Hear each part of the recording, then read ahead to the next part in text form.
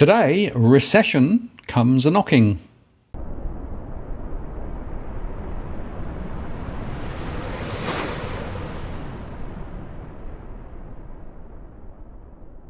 Hello again, it's Martin North from Digital Finance Analytics, where I'm latest posts covering finance and property news with a distinctively Australian flavour. A third of the global economy will be in recession this year, the head of the IMF has warned. 2023 will be tougher than last year as the US, the EU and China see their economies slow. And Citi's top economist Nathan Sheets forecasts a series of rolling recessions and more interest rate rises this year as the hangover from the pandemic, surging inflation and the Russia-Ukraine war plagues the global economy. He expects global growth to slow below 2% in 2023, penciling in mild downturns in several major economies. Excluding China, global growth is likely to run at less than 1%, he says. As we survey the prospects for the global economy, we see many reasons for concern. Reflecting these concerns, the global economy is likely to endure rolling country-level recessions during the coming year, where it starts in one place and finishes in another. Europe and the UK will be the first to fall, triggered by skyrocketing gas prices. The US is projected to enter its own recession by mid-2023 as the full impact of the Fed tightening is absorbed. Downturns are also expected in several emerging market economies, including South Korea, Brazil, Chile, Mexico and Russia. China is a rare bright spot as it abandons its 3-year zero-COVID strategy, and this will be key to helping Australia narrowly avoid a recession. Supported by pandemic-era savings buffers and a record-high participation rate.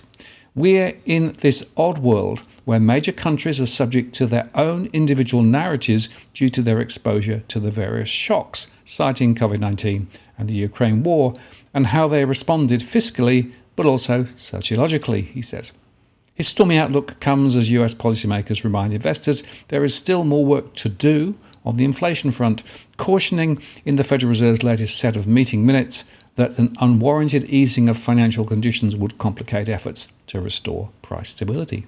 Now, Joe Masters, chief economist at financial services firm Barrenjoey, thinks Australia will avoid a recession, but it will be a very close call. You need all the numbers to come in as expected or better to avoid a recession, she said. A technical recession, of course, is defined as 2 consecutive quarters of negative growth. But Barrenjoey projects a GDP per capita recession, an alternative measure of economic health, that consists of 2 back-to-back quarters of GDP contraction per person. The reality is that people don't feel a recession through GDP numbers, they feel it through jobs, she said. When you or your colleague loses his or her job, then you worry and it changes your spending habits. She says a broader definition of a recession that includes a material increase in unemployment would be a more valid measure. Unemployment currently sits at a 48-year low of 3.4%. Even if the economy falls into a technical recession and unemployment rises to around 4.5%, it will still be regarded as a very soft landing. A jobless rate below 5% means more Australians at work than before the pandemic. Barrenjoey forecasts annual growth to slow to just 1% by December from 5.9% currently, and Masters' peers are more optimistic, with the median forecast among 34 economists surveyed by the AFR predicting 1.4%. By June 2024, Masters thinks economic growth will slow to 0.7%. Actually, she's one of the first economists to contemplate a recessionary scenario, issuing a warning in September that a short and shallow downturn was possible this year as the Reserve Bank is dragged by global forces into more restrictive settings. Masters expects the US economy to tip into a mild recession as the Federal Reserve gets to a peak Fed funds rate of 5.25%. And importantly, she believes the cost of living crisis is close to its peak, as evidenced by improving supply chains. But she's watching stubbornly high services inflation, an area typically linked to wages. There's a reasonable risk that inflation in both the US and Australia, but particularly in Australia, remains more persistent than people expect because wage growth is still accelerating here, she said. The question is, has policy done enough to curb domestic pressures and bring inflation back to target? At its last meeting, the RBA lifted the cash rate to 3.1%, and Masters expects the central bank to tighten twice more in back-to-back 0.25 percentage point moves and stop there. Indeed, the AFR's survey puts the cash rate peak at 3.6% this year. She then anticipates the central bank to pause for nearly a year, waiting for the tightening to take effect. Her first post-pandemic interest rate reduction is penciled in for early 2024. Among central banks, some are more determined than others to bring down inflation. It would seem that the RBA is more willing to accept somewhat higher inflation than the US Fed or the Reserve Bank of New Zealand, said Masters.